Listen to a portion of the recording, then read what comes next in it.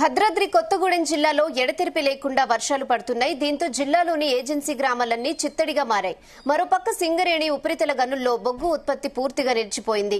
Kothagudem, Yellandu, Manuguru cone cost గనుల్లో నీరు చేరడంతో బొగ్గు ఉత్పత్తితో పాటు ఓబీ పనులకు తీవ్ర అంతరాయం ఏర్పడింది. భారీ వర్షంతో సింగరేణి JK5 ఓసీ, కోయగూడెం, ఇల్లందు, మణుగురు ఓసీల్లో పనులు పూర్తిగా నిలిచిపోయాయి. దీంతో సుమారు 30,000 టన్నుల బొగ్గు ఉత్పత్తికి ఆటంకంగా మారింది. ఇటు ఎగువ కురుస్తున్న భారీ వర్షాలకు కిన్నెరసాని, తాలిపేరుకు భారీగా నీరు చేరుతోంది. దీంతో గోదావరి ప్రవాహం పెరుగుతోంది. దీనిపై మా కరెస్పాండెంట్ తిరుపతిరావు మరింత సమాచారాన్ని అందిస్తారు. Tirupati Rao, over to you.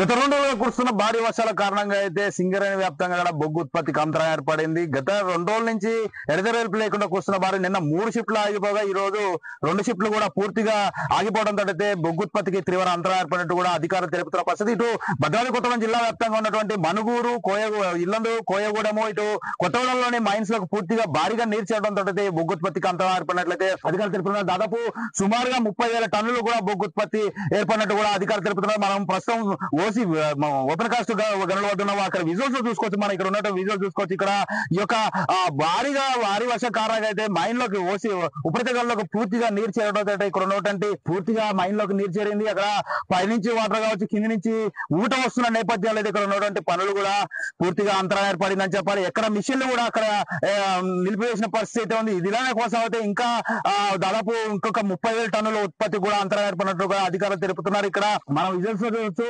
OC మొత్తం కూడా నిర్మానుష్యంగా మారిందని చెప్పాలి. ఈ యొక్క మిషనరీ కూడా ఎక్కడెక్కడ నిలిపివేశారు. ఇక్కడ డంపర్లు వస్తున్న నేపథ్యం, స్కిడ్ అవుతున్న నేపథ్యంలో అయితే ఇక్కడ డంపర్లు అక్కడ మిషనరీతో సహా పూర్తిగా నిలిపివేసిన పరిస్థితి మనం విజువల్స్ లో చూసుకున్నాడు. అక్కడ ఓసీలో నుంచి కూడా పెద్ద ఎత్తున పొగ, అంటే ఈ యొక్క కోల్ మైన్ నుంచి కూడా పెద్ద ఎత్తున పొగ కూడా ఏర్పడుతుంది. దీనివల్ల అయితే తీవ్ర బొగ్గుత్పత్తి కూడా అంతరాయం ఏర్పడినట్టు కూడా సింగరేణి అధికారులు తెలుపుతున్న పరిస్థితి. ఇదేమైనా గత 2 రోజుల నుంచి అంటే ఇప్పటికే 2 సార్లు కూడా గత 15 రోజుల కింద కూడా ఈ యొక్క బొగ్గుత్పత్తికి అంతరాయం ఏర్పడింది. అప్పుడు కూడా దాదాపు 70,000 టన్నులు బొగ్గుత్పత్తి కూడా అంతరాయం ఏర్పడింది. ఆ తర్వాత మళ్ళీ నిన్న ఉదయం నుంచి కురుస్తున్న భారీ వర్షాల కారణంగా అయితే దాదాపు ఇప్పటి వరకు కూడా సుమారు 30,000 టన్నులు బొగ్గుత్పత్తి కూడా అంతరాయం ఏర్పడినట్టు కూడా అధికారులు చెప్పారు. దీంతో కోట్ల నష్టం కూడా వాటిలో చెప్పారు. ఇక్కడ ఓబీ పనులు, అంటే ఒక సింగరేణి కోలే కాకుండా ఓబీ పనులు కూడా వెలికితీత పనులకు అయితే పూర్తి స్థాయిలో ఆటంకం ఏర్పడినట్టు చెప్తున్నారు. మరోపక్క భద్రాద్రి కొత్తగూడెం జిల్లా వ్యాప్తంగా కూడా ఎడతెరిపి లేకుండా కురుస్తున్న భారీ వర్షాల కారణంగా అయితే దాదాపు ఏజెన్సీ గ్రామాలన్నీ కూడా చిత్తడిగా మారిన పరిస్థితి అయితే ఉంది. మరోపక్క జిల్లాలోని